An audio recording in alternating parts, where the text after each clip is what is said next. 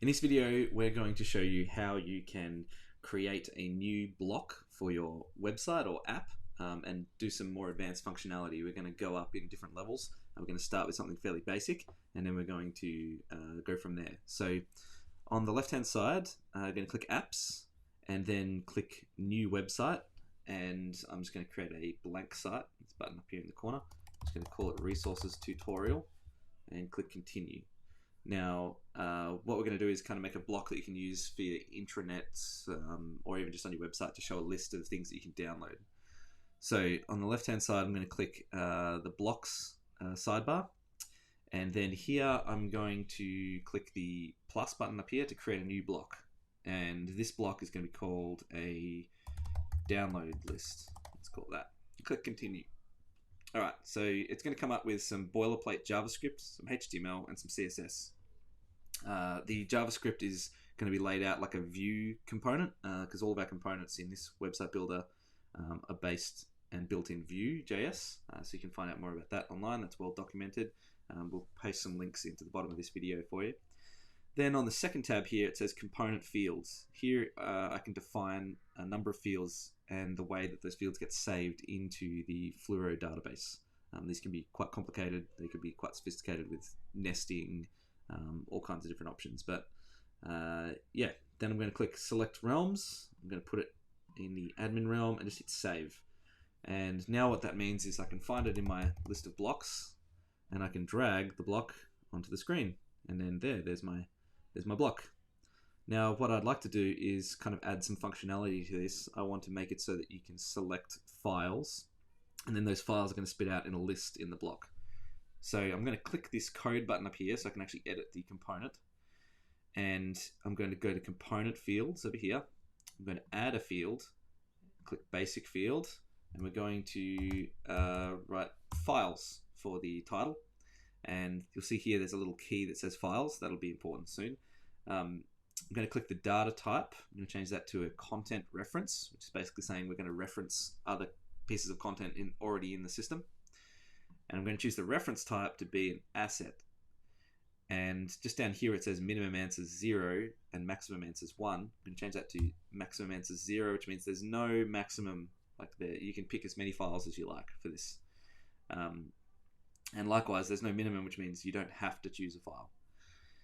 So that's good. I'm going to hit Save, and you'll see that now if I click this component on the left-hand side, we have this Files field, which means I can click here, and I can choose some files from my database, which is great.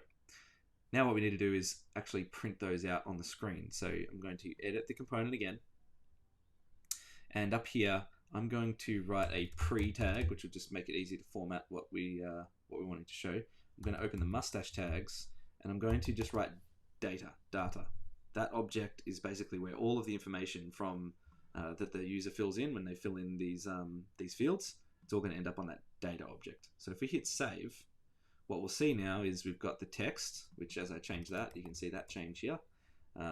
We've got the wrapper size, container size, all of these little bits and pieces that we change, they all change these fields on the data object. And you'll see here I've got the files. So if I drag and reorder this, you'll see that it changes those files just like that.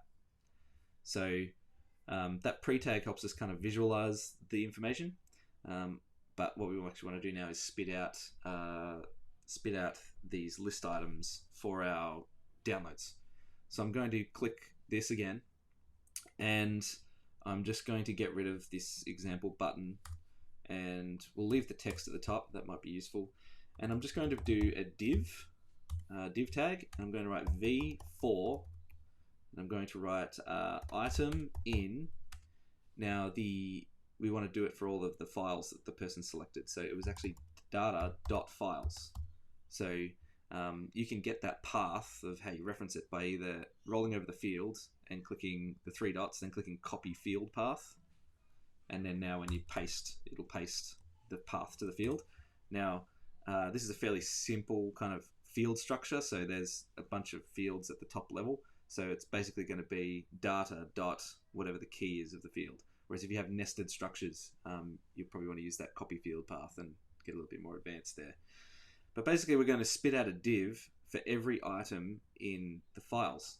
And here what we want to do is we'll just add maybe a strong tag, and we'll type item.title, and then we might also want to do a Fluro icon. This is documented, we'll show you where shortly. Icon equals, and here we can use an icon like the download icon, and we'll hit save. And now you'll see we've still got that pre tag showing us all the stuff, so we can just get rid of that for the moment. And now you'll see we've got each of these files spinning out in their own div, and as we reorder them, you can see that they change there. And if we click edit on the component just again, what we can do here is change this to an A tag, and we will just put a class of maybe item on there.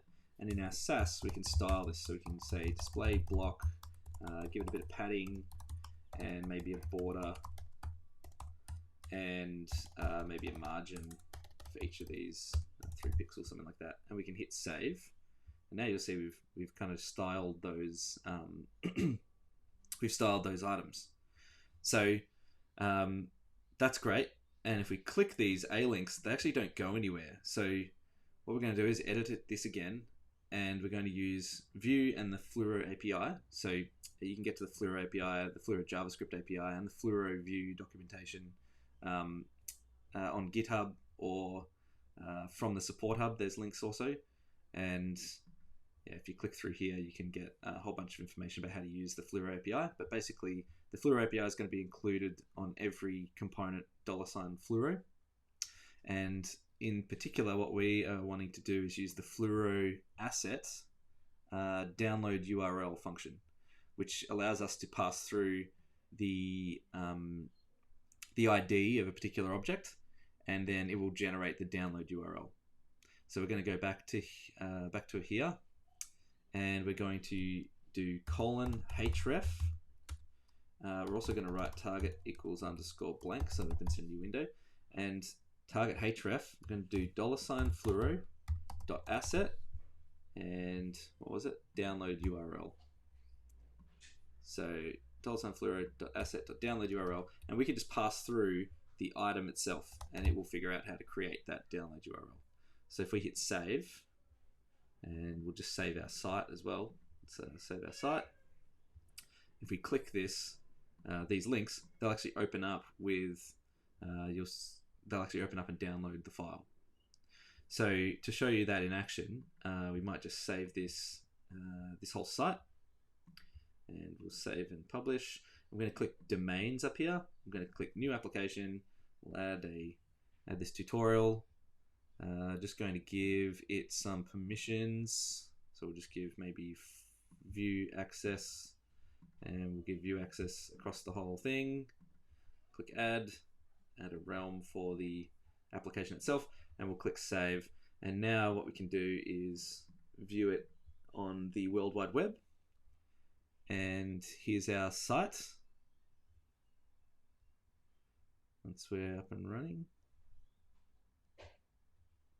maybe building the site in the background at the moment. And now you can see here, you can access the site, and if we click these buttons, they will actually pop open a download and download our items. And that's the end of this tutorial.